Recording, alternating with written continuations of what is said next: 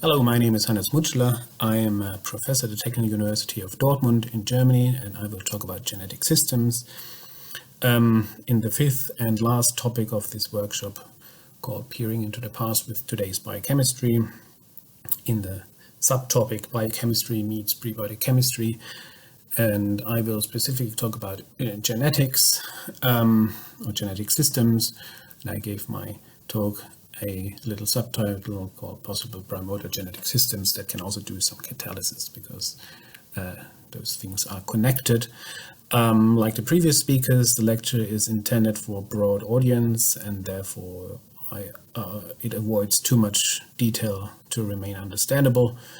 Furthermore, there are many references to papers for those who want to go deeper into individual topics. My talk is divided into four main chapters. The first one is about the general concept and properties of genetic systems, to make sure that we're all on the same page. Then I will briefly go into different synthetic systems to show what is in principle possible. Then I will talk a little bit about possible prebiotic systems, and conclude with a few thoughts on the RNA world hypothesis, depending on how you view it, which is still one of the best studied model systems to date. And this information subsystem, that's something we call a genetic system in a biological context. And in order to illustrate how a genetic system works, it's worthwhile to first give a simple example in which a document or a book contains instructions to build a copying machine. And based on these instructions, an engineer or another machine can then build this copier using individual components. The copy machine is then able to copy its own construction manual, so that further copiers or copying machines can be built elsewhere, for example. And if you now imagine that an error occurs during the copying process, a page, for example, gets doubled, this can, of course, lead to a copying machine which is not working anymore, and then this construction manual will be discarded. However, sometimes it can also happen, or in rare cases, it can also happen that such a change leads to a better copying machine, because it has, for example, now 2 paper trays, and because of this change in information, it can now copy its own instruction manual much better, and so this new variant will then gradually overtake the population of copying machines, if you wish. So this is, in a nutshell, what genetic systems do, very much simplified, but a genetic system is in this scenario the construction manual of the copying machine and all the connected processes. Now, in modern biology, this is of course a bit more complex. So, as I guess all of you know, genetic information is stored on DNA, which is a polynucleic acid. Something you have seen now repeatedly in this workshop. You have a sugar phosphate backbone, deoxyribose, and nucleobases, which are important for the information transfer. DNA can get replicated inside cells as a process of during growth and proliferation. It can be transcribed into RNAs. If you're infected with some viruses, this can also go backwards from RNA to DNA. And RNA is almost the same molecule as DNA, but it has this extra hydroxyl group, and it can also get replicated, but also that's only done by viruses. Chemically quite similar, and RNAs, as you also probably know, are translated into proteins using the genetic code. So triplets of RNA are translated into individual amino acids that are part of a polypeptide chain, and this polypeptide chain can fold into specific structures that carry out, for example, catalysis in cellular metabolism, and they can act as scaffolds and regulators. And meaning they are the dominating the biochemistry of modern cells. So they do things like DNA replication, transcription and reverse transcription, RNA replication, and also degradation of these macromolecules, for example, to recycle their components to build other stuff. Now, in biological systems, information is encoded by polynucleic acids, by the sequence of polynucleic acids, so the sequence of the nucleobases. This information is transmitted through specific hydrogen bond interactions, something you might have seen already in the previous presentations, between guanine and cytosine, and adenine and thymine. And together with some stacking interactions between adjacent base pairs, you get those beautiful helical structures you have seen probably a lot in different movies or textbooks. And the copying of sequence information is not straightforward because polynucleic acids have a polarity, so what you need to copy first is the reverse complement of your strand. So if you have this DNA strand here, you have this polarity, which is typically indicated by the terminal hydroxyl groups of the sugar moiety, 5' and 3' end, and you copy this by linking mononucleotides using your initial strand as a template based on this Watson-Crick base pairing. And in order to end up with this new copy of your original sequence, you need to repeat this process and copy the reverse complement again, and then you have two versions of your initial sequence. And in nature, this is highly regulated and carried out by very sophisticated machinery or machineries, depending on the organism, built from tens of proteins, because this is a highly non-trivial process, and cells need to take care that this is carried out exactly at the right time, and only once per cell cycle. So templated replication is one of the hallmarks of genetic polymers, and it should not be perfect because you need some raw material for evolution, so you should allow for some variation. Now, if you copy the sequence once in a while, for example, it's a very simple mechanism of mutagenesis, you can get a misincorporation of a non-base pairing nucleotide, and then you end up with a mutation, which in most cases either has no effect on your encoding gene or a detrimental effect, and the organism doesn't survive. But in rare cases, it can happen that it is a beneficial mutation, which confers higher fitness to this offspring, and depending on the environment, it might proliferate much better than the original version of this species, and then might outcompete it over time. And on a genetic level, a perfect genetic system should have the potential towards ever greater complexity through different mutagenic processes. So we call this open-ended evolution. So there should be no upper limit, at least in terms of sequence space, that your system can explore. So you could try out different possibilities for survival, of course, only incrementally.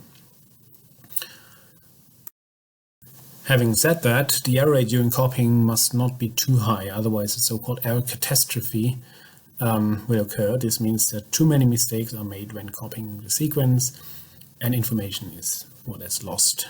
And this can ultimately lead to the extinction of an organism. And in fact, increasing the error rate during replication is how some antiviral drugs work. And so you have too many mistakes, it's impossible to evolve because you can't preserve any beneficial mutations, so adaptation is not possible. And this is something really bad for an organism. And it also leads to a paradox in origin of life research, because the idea is that high fidelity, that's something we know from biology, requires a highly evolved copying machinery. But of course, you didn't have such a highly evolved copying machinery available in the first place. And how can you end up with such a machinery if you can only copy very short sequences? If you want to know more about some of these issues and how they could be resolved during templated replication, I recommend you read this very nice review by Adamski et al., which was published this year. Also worthwhile talking about the coding potential of genetic polymers. For example, let's say you have a very primitive genetic system that only has A's and T's available, so only one base pair interaction. With a 10-mer, you could only encode or create 1,000 different sequences. If you do it like biology, like modern biology, you have 4 different genetic monomers or letters at your disposal, and you can, with this 10-mer again, create up to 1 million different sequences. But this is not necessarily the upper limit. Imagine you had 8 different letters available. So with the 10-mer, you could already create 1 billion different sequences. So the amount of sequence information you can store is much, much higher the more letters you have available for your genetic system. This brings me to the next part of my presentation about synthetic genetic systems, which I mostly included to show you what is possible beyond the natural genetic systems that are based on DNA and RNA. So what else is possible? To start with synthetic base pairs, because I already mentioned them. So in fact, unnatural base pairs can be incorporated into both DNA and RNA. This is an example from the Benner lab called Hachimoji DNA and RNA. In fact, apart from the Benner lab, there's Floyd Romsberg, Philip Mallier, and Ichiro Rao that have shown that you can expand the genetic alphabet by unnatural base pairs. And in this case, you have then, instead of 4 letters, you have 8 possible, which of course greatly increases the coding potential of your genetic system, which also then leads to the question, why did nature only pick A, T or U, and C and G? So why only 4 letters? Was it enough? Is there a evolutionary reason for that, either chemical evolution or biological evolution? That's one of the questions. Apart from the different nucleobases, of course, you can also have a completely different backbone. So there's no need to use a ribose or deoxyribose and a phosphate. And in fact, people have explored a variety of different backbones, playing around with different sugars, also modifying the phosphate or the charged part of the backbone, making it less charged or even uncharged. And you can even go away from phosphate or sulfate by having a peptide bond, for example. So there's an endless possibilities of building different genetic systems with different backbone chemistries. They all have very different, or most of them have very different properties compared to DNA and RNA. And in fact, not all of them can form duplexes or homoduplexes to transfer genetic information amongst each other, but a lot of them can. So also here you can see that there's a huge chemical space that could in principle be explored by nature to build a genetic system. So it's not that only ribose and phosphate-based polynucleic acids are viable routes towards a genetic system. And also in terms of the overall replication mechanism, you can build synthetic system. Because replication through this duplex formation that you have in nucleic acids can also realized using different chemistries, because it's a special form of autocatalysis. It's templated autocatalysis. You start with a template which can bind to substrates by known covalent interactions, and then you bring those 2 substrates in close proximity. Then a so-called ligation chemistry occurs, and a new template is formed which can feed back into the system. Over time, this reaction gets slower and slower because you have something called product inhibition, where this new product can remain bound to the initial template, but nevertheless, this reaction is autocatalytic, meaning you make more of yourself. And this has been realized also with synthetic molecules. The first one was Julius Rebeck in the 90s with his group, where he explored a very simple system, which is exactly what you see here, just now with chemical structures. You have one template which binds to substrates 2 and 3. They bind via specific hydrogen bond interactions. Then you have a acyl transfer reaction happening, which leads to a ligation. And this is how the system works. So again, like in polynucleic acids, non-covalent interactions determine the covalent sequence. Here it's only, of course, two different building blocks, so you can't really encode a lot of information here. But this is also used to build other replicators that are based on peptides, for example. So alpha helical peptides can serve as templates for their own autocatalytic replication. You can couple those replicators to introduce some diversity if they cross-react. This was shown by the Gadiri lab. You can also have self-replicating peptides that use beta strand interactions, and these replicating fibrils then can lead to supramolecular structures.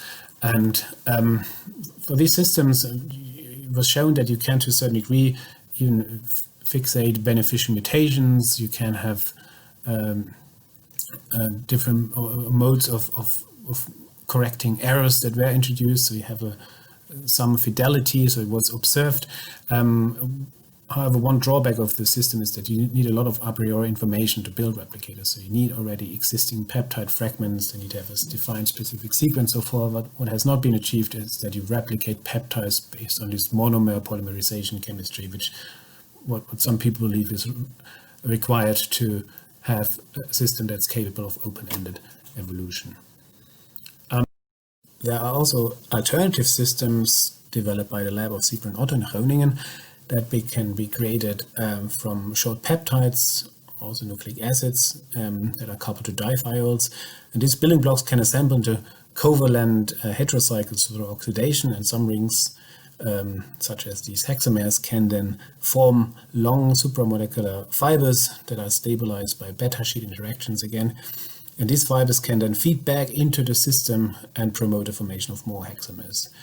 And systems based on this principle were shown to undergo spontaneous diversification if you had a mixed species, and showed also emergent properties such as the emergence of catalysis under the right conditions, using by promoting the formation of, for example, these hexameric rings. And there's again a number of papers which are very interesting to read if you're interested in completely alternative systems that have nothing to do with what we find in nature at the moment.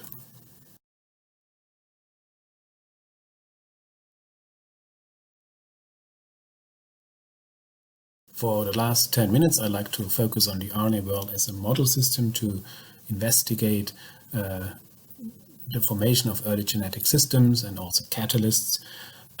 But as already mentioned in other presentations, it's a model system.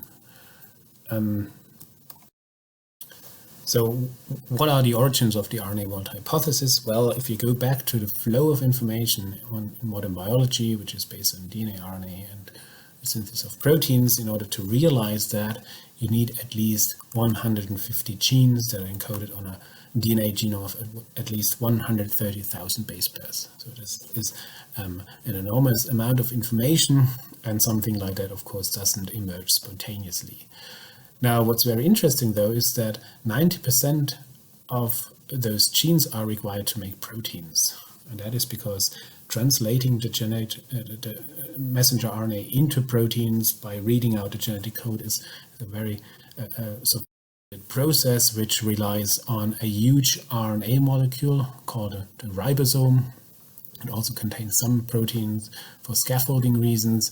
The messenger RNA, so this is the template where the genetic code is read out from, and you have so-called transfer RNAs, which bring the individual amino acids, which then get polymerized at the core of this ribosome. And of course, if you need 96% of all genes to make proteins, you could think of a system which is such much simpler, where you just don't have proteins, and you could get rid of a lot of these genes and build a much simpler system. And support for this idea comes from the fact that the ribosome, so the machinery that makes the polypeptides, is in fact a catalytic RNA. So this is this peptidyl transfer reaction where one amino acid gets transferred to a growing peptide chain, and this is carried out at the heart of this ribosome. So you see the RNA, which is folded in a very complicated manner. So it's not a coding RNA, but it's a functional RNA. And at the core of this, you have the so-called peptidyltransferase center. This is where this reaction happens. And in the vicinity of this peptidyltransfer center, so 15 angst, in a 15 angstrom radius, you don't find any polypeptide chains. And in fact, the catalysis itself happens at an active site that's formed by an RNA.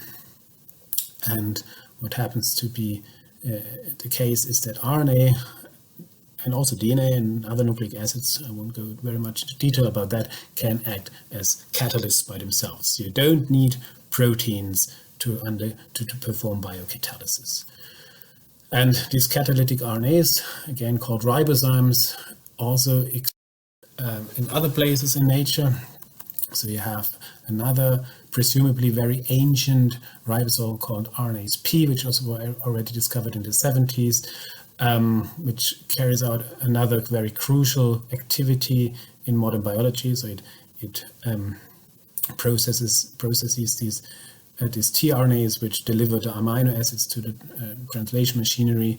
And this is an essential ribozyme which exists in all three kingdoms of life. And you have other ribozymes which were discovered over the years, things that catalyze the reaction called splicing, others cleave RNA, and you have several other natural RNAs, ribozymes. There are not that many, but they exist. In general, people have looked into the metabolic or into the catalytic possibilities that can be shaped by RNA. So new artificial ribozymes were discovered from random libraries of RNA that could do reactions which you wouldn't find in nature, for example, joining two RNA chains together using triphosphate chemistry. So this is an activation chemistry that we also find in modern biology. Other people found ribozymes that can do redox reactions, something you might need if you wanted to drive a metabolism. You can do CC bond formation with ribozymes, catalytic RNAs. Others found ribozymes that can copy sequence information by this template-dependent copying mechanism I presented before.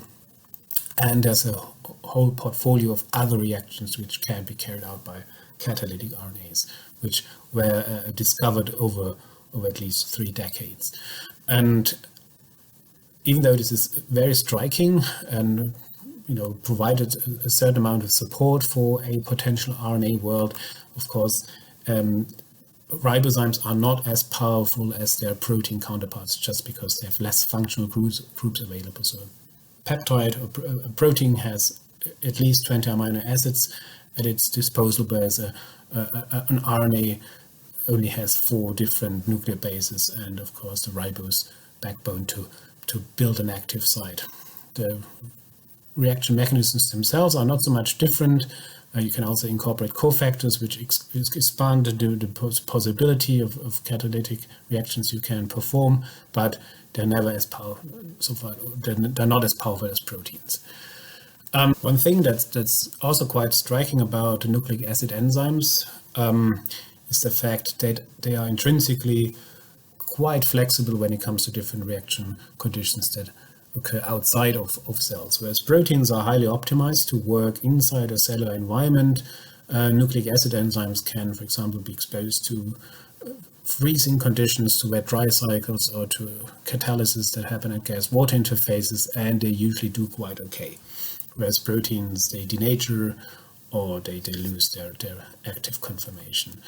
What ribozymes in particular do not like, that's maybe interesting for the geologists, is exposure to very high temperatures because they start to fall apart. The bases are sensitive towards UV radiation and they don't like extreme pHs. Now, even though the RNA world hypothesis is a quite attractive model at a first glance, it also has a lot of shortcomings. One of them is, for example, the prebiotic origin of RNA itself, of pure RNA. As a system that is too biocentric to do this top-down approach and look for chemistries that yield your desired nucleic acid while ignoring the ones that might have been around as well.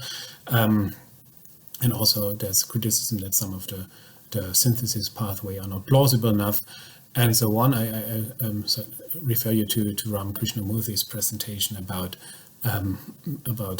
this topic, and also the polymerization of RNA-based polymers and self-replication is not trivial because it's difficult from a chemical perspective. What is the activation chemistry behind the polymerization?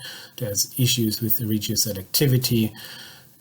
Thermodynamic issues are there as well. So RNA duplexes are very stable and it's very hard to replicate them repeatedly, and also fidelity is still an issue. And in particular, if you're interested in the issue of polymerization, I suggest you have a look at Luke Lehman's presentation, who deals with that in more detail. The polymerization itself is in most cases carried out by using nucleobases that are activated at a 5' end with a leaving group, and then you can do this non-enzymatically, meaning you have no enzymes that catalyze this reaction, or you can do this in presence of specifically evolved ribozymes or non-natural ribozymes that come from selection experiments from random pools, and you then investigate the copying of sequences. And there's a long line of research where people have tackled different problems, chemical, thermodynamic, fidelity issues, in both enzyme-free copying and also ribozyme catalyzed copying. So this is a very active field. And there are now some solution to these issues.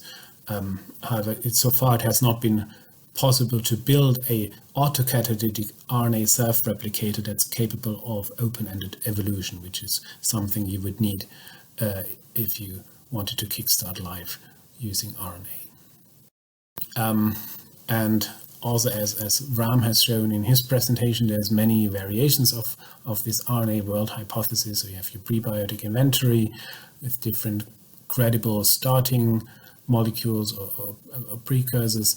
And you can either look into the direct formation of RNA, but you can also look into different ideas of a so-called pre-RNA world or a mixed polynucleic acid world, which would then refine itself into an RNA world, which would then give rise to a RNA DNA protein world as we have it nowadays. There's different flavors of this, so that you had an early coevolution of peptides, and you had a ribonucleoprotein world first before DNA emerged, and then of course you have this new holistic approach where you look at a systems chemistry level for the co-evolution of all subsystems at once, and so that you had already a mixed start of modern biology and that all different subsystems evolved together.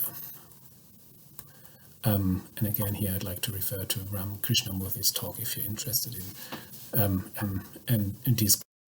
So what are the possibilities for prebiotic nucleic acids? Of course, as mentioned before, there's RNA, and there have been some synthetic pathways that start with credible precursors, which can be high yielding and also give rise to both RNA and DNA and mixes thereof, and even full genetic sets, so you have the complementary bases.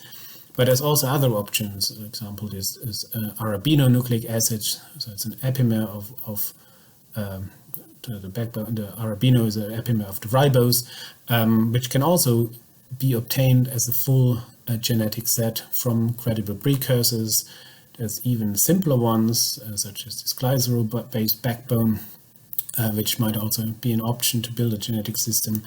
Threose-based nucleic acids, which are even simpler to obtain and can also fold into functional nucleic acids. So far there's not a TNazyme yet, but to the best of my knowledge, but there's aptamers, so nucleic acids that bind specific ligands, and also it could be that you started with a peptide-based world where you had the coding nucleobases as part of the backbone of peptides. So this is the peptide nucleic acid scenario. All of these are options, and for some of them there's also not the issue that you have this information transfer from this exonase here to the modern RNA DNA systems, because it was shown that this information can be transferred, at least on a sequence level, to our contemporary nucleotides, polynucleotides. Also, there's the idea that you might have started with a mixed nucleic acid world, which then over time, through non-enzymatic processes, started to self-refine itself, or to sort itself into the homopolymers of each nucleic acid, ending up with RNA and DNA, and the others, the more exotic ones, would disappear in this process.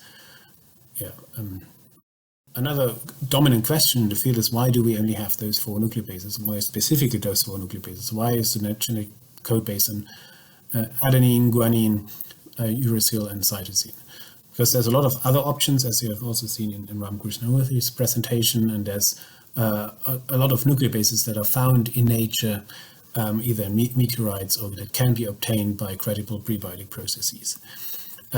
So why those 4? But we have to be aware of the danger of being too biocentric here, because finding by isolated nucleobases might have no relevance for the origin of life, because the way they were eventually formed as part of nucleosides is not that nature used the isolated nucleobases and just attached them to the sugars. One of the reasons why nature might have chosen the nucleobases we have in modern biology is the fact that they are the most stable ones, at least under neutral conditions. And if you look at the half-lives that were determined experimentally at 100 degrees, you find that adenine, guanine, and uracil, and also thymine, which is found in DNA, are much more stable than most of the non-canonical base pairs, with the exception of cytosine, which is also used in modern biology. But most of the canonical ones are fairly stable here. The idea is that nucleobases were also selected based on their photostability. So here a low excited state lifetime means that the nucleobases here are less likely to undergo photo damage, because nucleobases typically absorb very well in the UV range with fairly high extinction coefficients. And the green ones here again are the canonical ones used for coding. They have fairly short lifetimes in the picosecond range, meaning that they're fairly photoresistant, whereas others that are also found from, for example, meteorites are much less photostable. And the blue ones shown here are also used by nature, not for coding, but for modifications, for example, of functional RNAs, and also those are fairly stable. But we have to be careful here with the photostability, because this is also highly sequence dependent. For example, stretches of pyrimidines are known to be much more sensitive towards photo damage than here adenine and guanine. Other options that might be chemical selection criteria for these canonical nucleobases are that they are uncharged under neutral pH, which makes base pairing much easier, and also there's geometrical considerations or configurational considerations, which can be also read here in more detail in this review. Now I'm already at the end of my presentation, so I guess it became quite evident that modern biology uses polynucleic acids as genetic material. That's something you probably already knew. Nucleic acids can act as both information carriers and catalysts, which is one of the central key points of the RNA world hypothesis. However, this is probably not a privilege of RNA. Also, other nucleic acids can act as catalysts. However, it's conceivable that some form of nucleic acids were already central during early stages of life, so maybe already at the level of prebiotic chemistry right at the beginning, maybe simpler forms of the canonical ones, or maybe even the canonical ones already existed. But what exactly happened will probably never be resolved, but there will be different models that can be worked out experimentally, so we can reinvent origins of lives. So there might be options for a pre-nucleic acid world or a pre-RNA world, different modes of RNA worlds, co-evolution of nucleic acids in a heterogeneous scenario with peptides and other biomolecules, cofactors already involved, which then eventually end up in a protein-dominated biochemistry as we know it nowadays. But again, I'd like to emphasize that non-nucleic acid systems are also options of how genetic information can be stored. And it cannot be ruled out that this is something that could be used or could have been used on early Earth or maybe somewhere else. Thank you for your attention.